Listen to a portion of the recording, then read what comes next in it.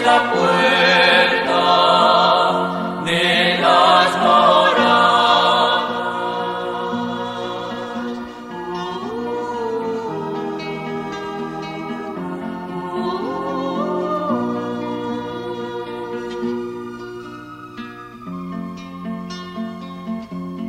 Mira que estoy a la puerta llamando. Si alguno me oye y me abre, entraré en su casa y cenaremos juntos. Le comunicaré todos mis secretos. Amén.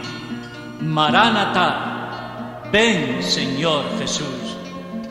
Tengo la puerta abierta para ti. Moradas o castillo interior. Octava charla.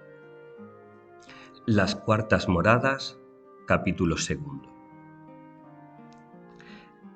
Tras un breve parón redaccional, Teresa retoma el castillo interior con el capítulo 2 de las cuartas moradas, afirmando que ha venido escribiendo a vuela pluma y que no ha podido releer lo que llevaba escrito al retomar la escritura.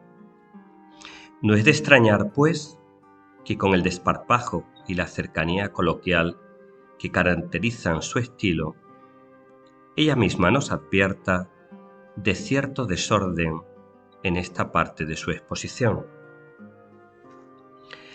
No contenta con la claridad de lo expuesto y plenamente consciente de lo complejo del tema, o quizás por la necesidad de hacer memoria de lo que había expuesto en el primer capítulo, la autora vuelve a retomar la distinción contentos-gustos.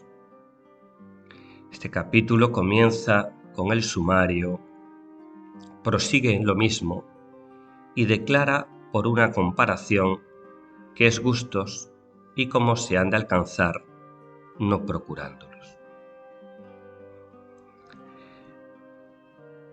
Los términos en los que la santa vuelve a retomar su explicación sobre la oración de quietud son esencialmente idénticos a los del capítulo anterior, pero dada la importancia de esta etapa de transición entre la ascética y la mística, no vamos a pasar de largo,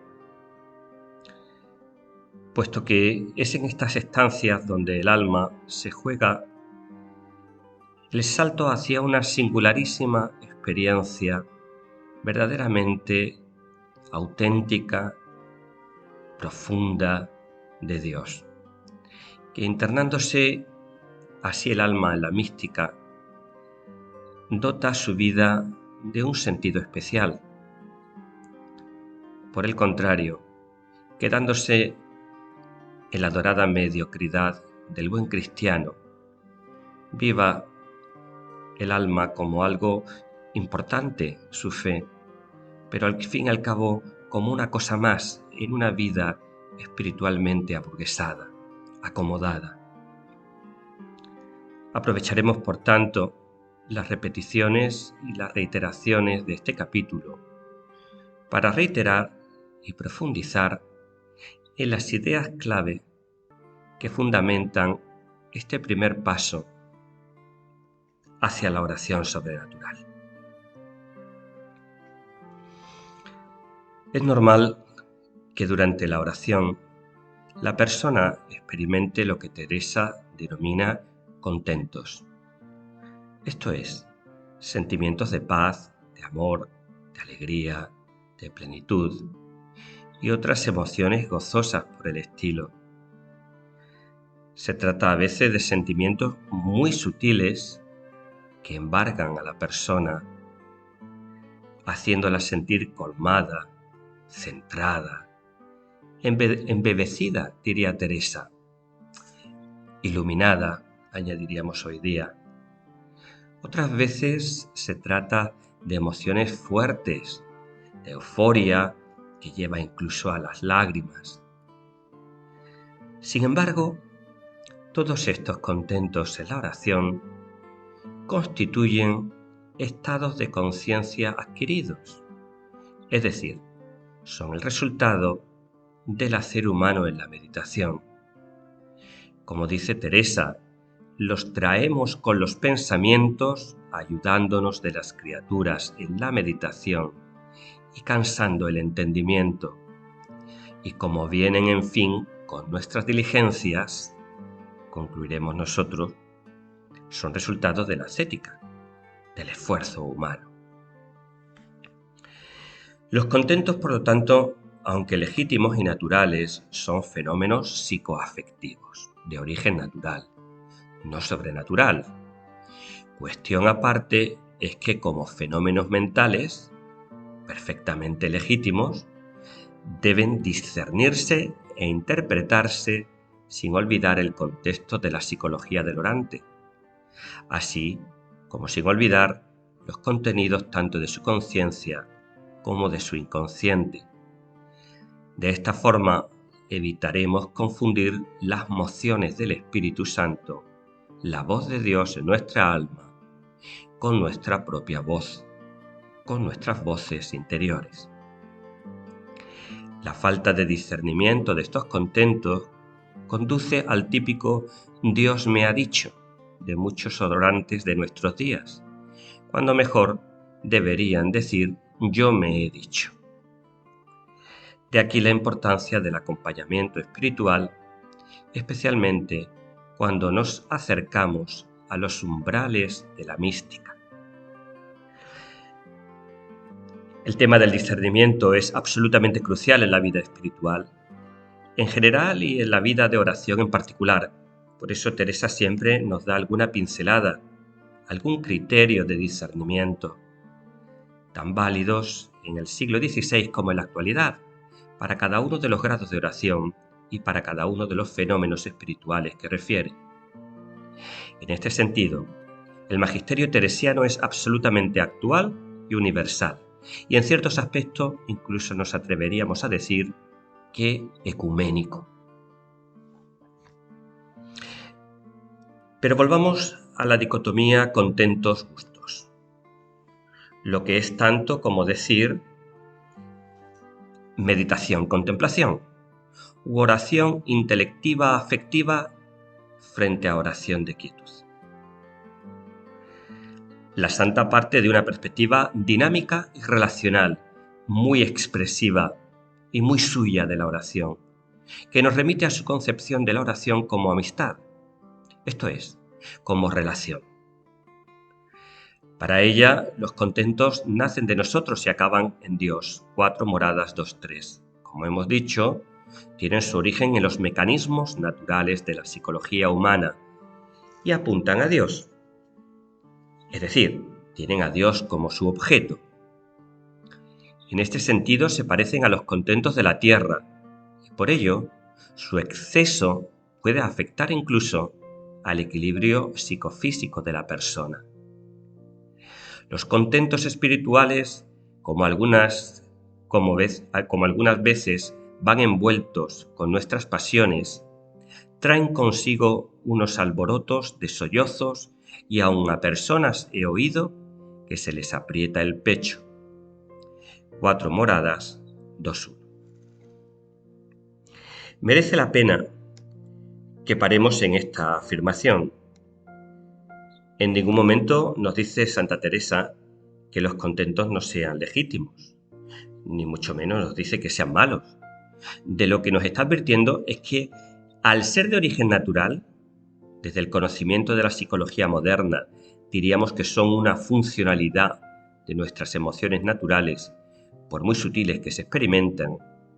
Al ser de origen natural, decíamos, tienden a desgastar y a cansar el ánimo cuando son excesivos o repetitivos.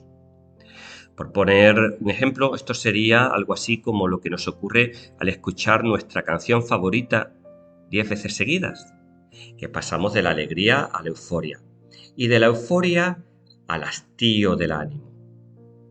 Los contentos hacen vibrar las cuerdas de las emociones.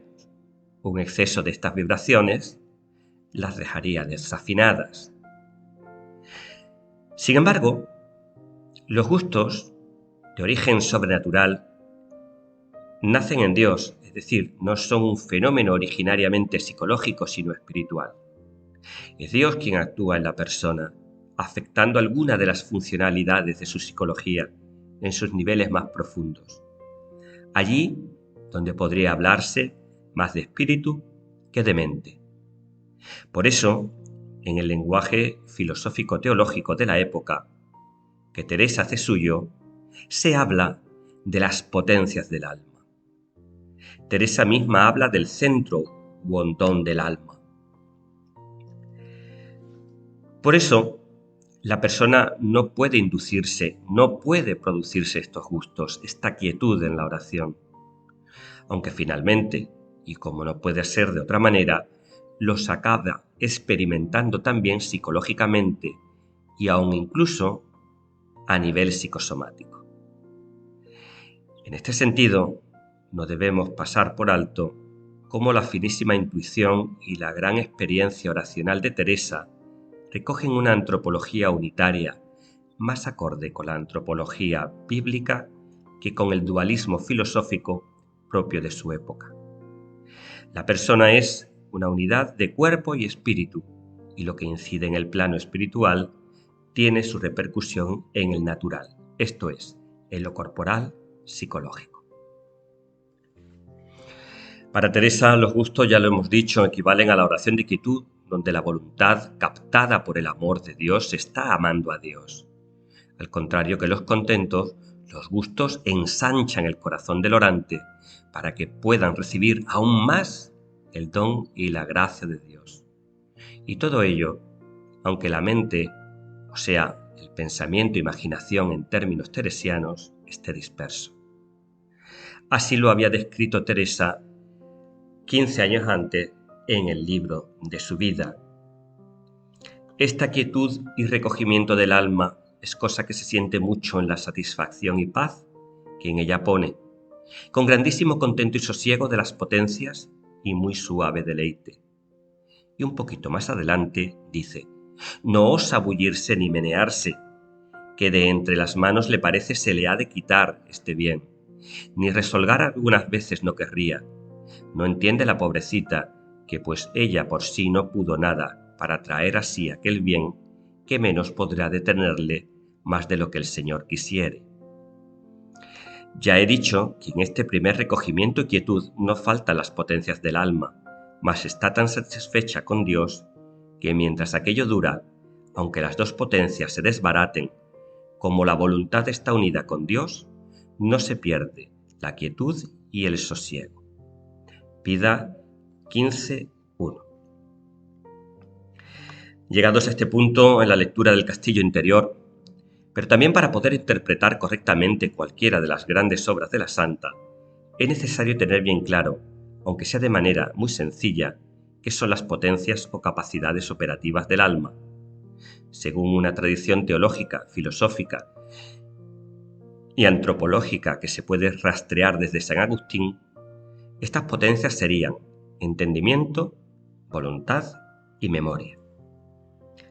Aunque con diferencias y matices según los autores y las épocas, podríamos reducir estas potencias identificando el entendimiento con el intelecto discursivo, o sea, con la capacidad de discurrir y comprender.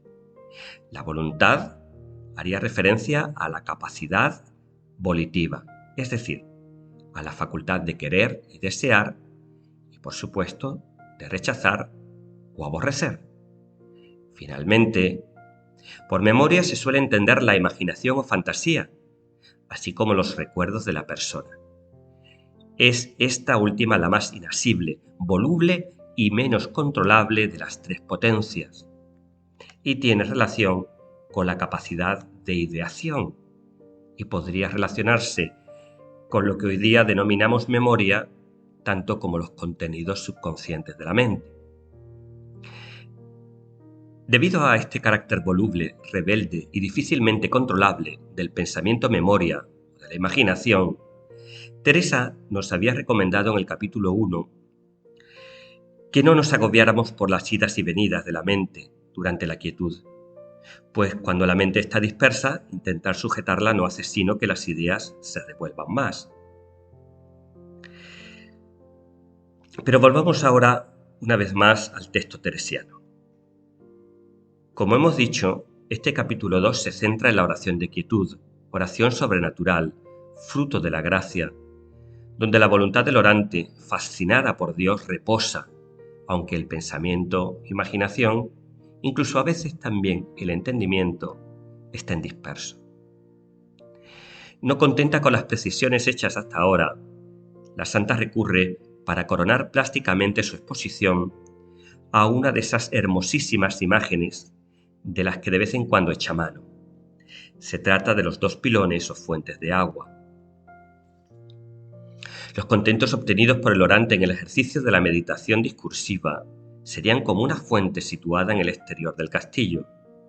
El agua, por así decirlo, viene de más lejos, es decir, ha requerido de su esfuerzo, viene de fuera, con polvo y tierra. Los contentos nos sitúan, por tanto, en las primeras a terceras moradas. Los gustos, o sea, la oración de quietud, constituyen una segunda fuente o pilón de agua situado en nuestro interior, dentro del propio castillo.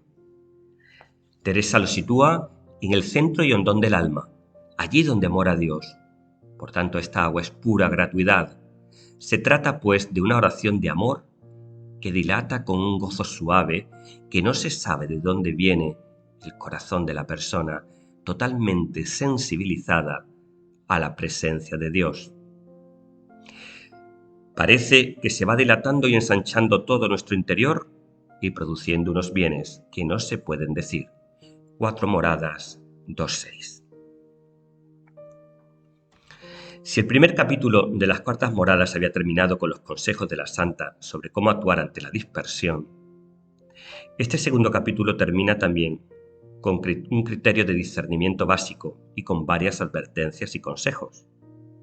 El criterio para discernir que estamos ante una verdadera experiencia de Dios y no ante un espejismo de la mente o de nuestras emociones es la transformación de la persona, es decir, su crecimiento en un amor efectivo, que se traduzca en obras. Los gustos, si son auténtica experiencia del amor de Dios, nos transforman poco a poco en ese amor y nos mueven a actuar desde el amor. Mas en los efectos y obras de después, dice Teresa, se conocen estas verdades de oración, que no hay mejor crisol para probarse. 4 moradas, 2:8. El amor efectivo que nos viene de Dios se transforma siempre en amor efectivo, nunca se queda en mera afectividad, haciendo bueno el dicho de que obras son amores. La primera advertencia que nos ofrece aquí la autora es una reiteración una vez más, lo que nos da idea de lo importante que es esto, de que la quietud no se puede forzar. Trabajaremos, dice la santa en balde, que como no se ha de traer esta agua por arcaduces como la pasada, si el manantial no la quiere producir, poco aprovecha que nos cansemos. Quiero decir que aunque más meditación tengamos y aunque más nos estrujemos y tengamos lágrimas, no viene este agua por aquí. Solo se da a quien Dios quiere y cuando más descuidada está muchas veces el alma. 4 moradas, 2:9. Nunca se repetirá lo suficiente este consejo, dada su importancia, especialmente en los albores de la etapa mística, pues dado el carácter gozoso y plenificante de la quietud, el orante puede desviarse fácilmente de su objetivo y poner en su norte los gustos de la oración en vez de a Dios, cayendo en la melancolía, en la depresión o en la frustración durante las etapas de desierto, cuando no experimenta gusto ni quietud alguna en la oración. Otra tentación típica en esta etapa es confundir la presencia o ausencia de gustos en la oración con el valor o la validez de la oración. Así, si he sentido mucha quietud, la oración ha sido más profunda y más eficaz o más válida que si he estado disperso y desabrido. Esto es un error, ya que lo que califica la oración no es el gusto o regalo que sentimos en ella, sino el amor con el que Dios nos trabaja por dentro, y esto nosotros no lo podemos percibir si Dios no quiere. Y por supuesto, el amor que ponemos nosotros estando, permaneciendo anclados en fe y esperanza en la oración, aunque no percibamos ese don de Dios. Otra advertencia de la Santa es que al ser la quietud esencialmente gratuidad, para alcanzarla no cabe hablar de merecimiento alguno por parte del orante. Este tiene que quedarle claro que los gustos no son fruto de sus méritos, lo cual, dicho sea de paso, abre también la puerta a que Dios... Otra advertencia de la Santa es que al ser la quietud esencialmente gratuidad, para alcanzarla no cabe hablar de merecimiento alguno por parte del orante. A este tiene que quedarle claro que los gustos no son fruto de sus méritos, lo cual, dicho sea de paso, abre también la puerta a que Dios, en su misericordia, pueda conceder algunos gustos en moradas anteriores y en circunstancias y a sujetos que a priori seguramente no los merecerían según el juicio humano. Hay que tener en cuenta que los planes de Dios son inescrutables. En cualquier caso, lo que es seguro es que estos gustos no proceden de técnicas humanas. En este sentido, Teresa es un caso muy significativo, pues precisamente en su juventud había aprendido a recogerse espiritualmente por medio de las técnicas enseñadas en algunos libros de los místicos franciscanos, verdaderos bestsellers de la espiritualidad del siglo XVI. Ella es muy consciente y sabe de lo que habla cuando afirma que la oración mística no es cuestión de técnicas, aunque, y esto lo añadimos nosotros, ciertas técnicas psicológicas o psicosomáticas, junto a los ejercicios de las moradas pasadas, puedan ayudar al orante a predisponerse a la mística. Finalmente, y a modo de conclusión, Teresa advierte de nuevo, como ya lo había dicho en el capítulo anterior, que es muy importante que el orante no busque los gustos. Aficionarse a estos gustos encubriría falsa humildad en el sentido amplio que la Santa concede a este término, es decir, falta de conocimiento propio y falta de autenticidad ante Dios. El afán del orante debe ser imitar a Cristo, y a un Cristo que en la cruz se nos muestra doliente, conformando así su voluntad con la de suya. Bueno está que cuando Dios quiera, el orante goce del vino nuevo del don de Dios, pero sería totalmente desencaminado que aspirara a una continua borrachera de gustos, por muy espirituales que estos fueran, pues no estaríamos entonces, en modo alguno, ante un auténtico seguimiento de Cristo crucificado, y sobre todo crucificado antes de ser resucitado por el Padre, sino ante un nuevo y sutilísimo endiosamiento de nuestro ego bajo un disfraz de espiritualidad. Con estas consideraciones acaba Teresa el segundo capítulo de sus cuartas moradas.